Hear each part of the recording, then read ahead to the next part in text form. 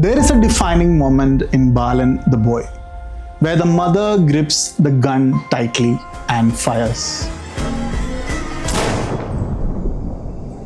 This isn't just an important plot point.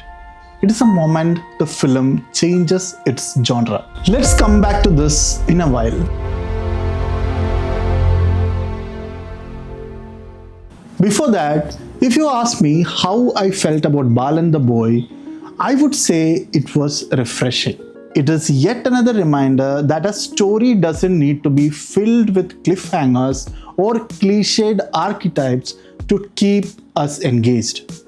The reception to Balan the boy again proves the power of well-written screenplay with etched out characters. But towards the end, I found myself having some reservations about the film.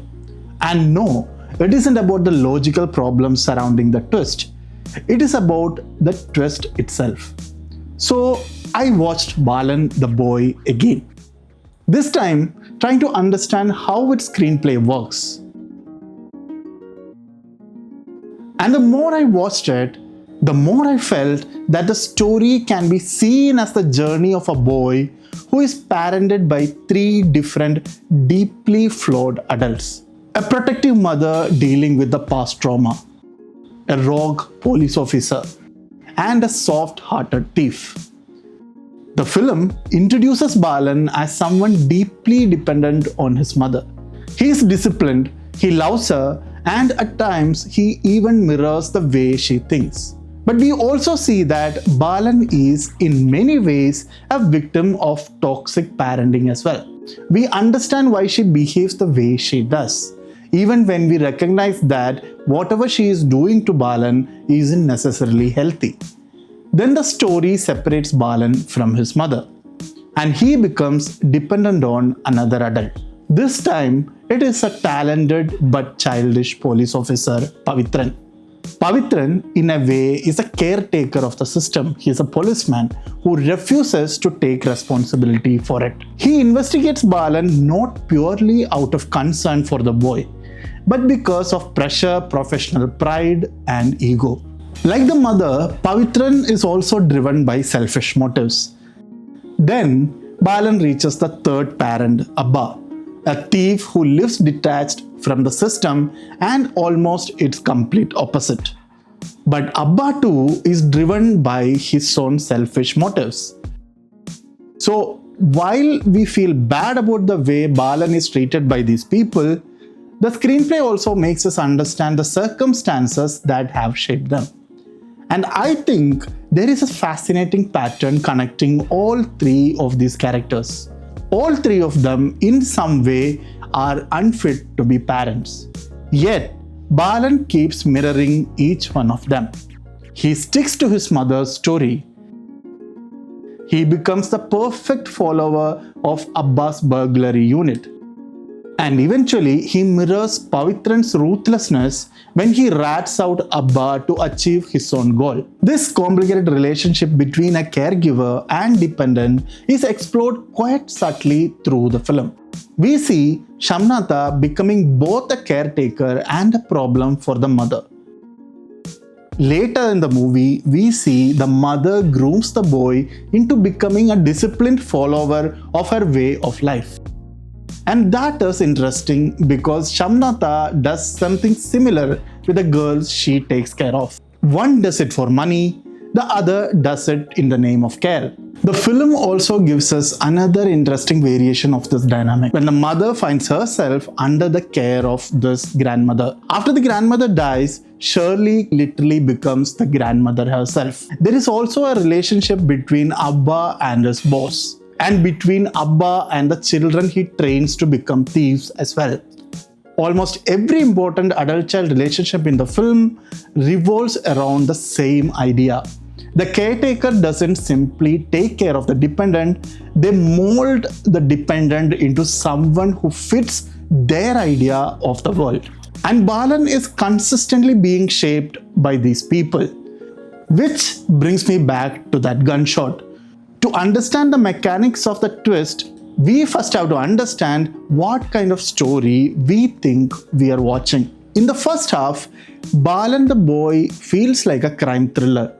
We are introduced to interesting characters, a haunting problem, and a strange set of circumstances in which these people are trying to survive.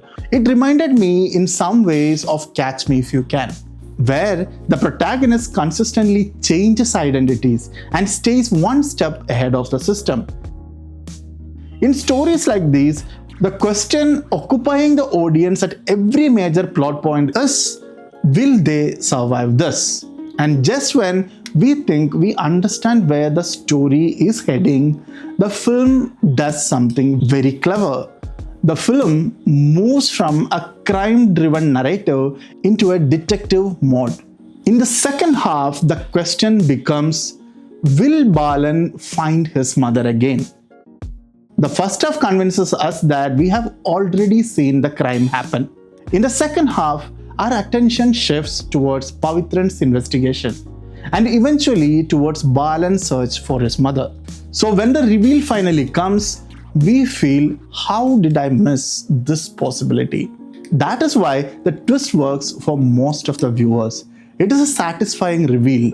But this is also where my problem with the film begins. I think a powerful twist can create three different shifts within the story.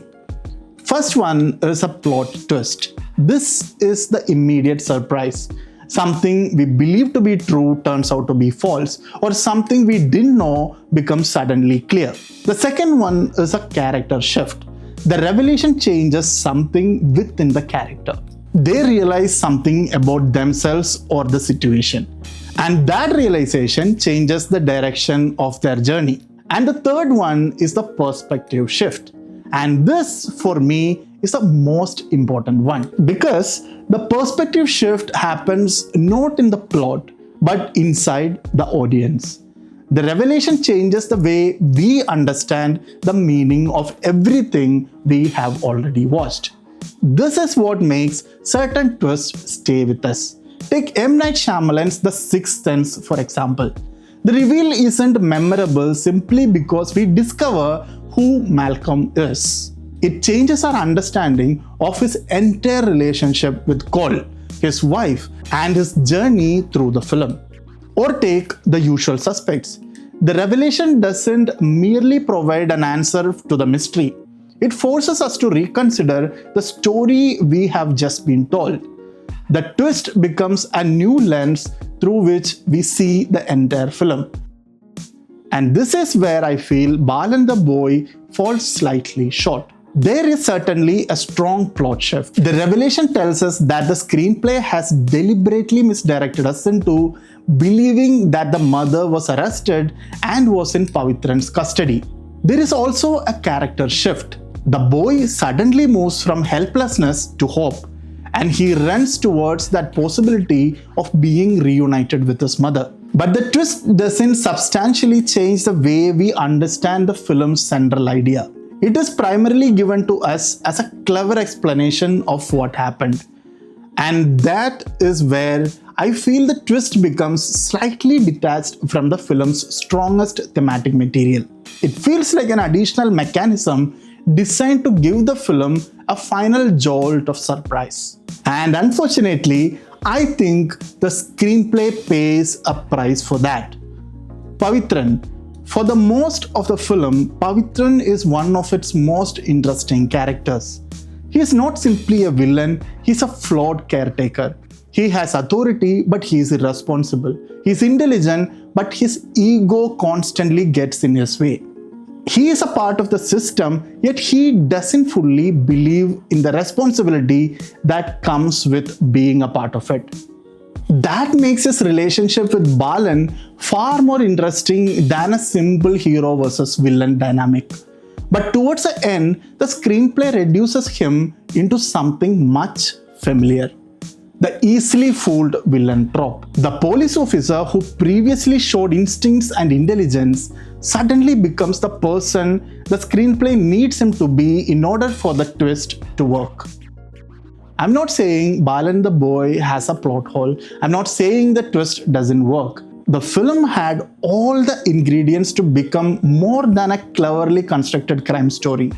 It had the characters, the relationships, and the thematic depth. And for me, that is why the ending feels like a missed opportunity. I think the film had something much more interesting to say than the twist ultimately allows it to say.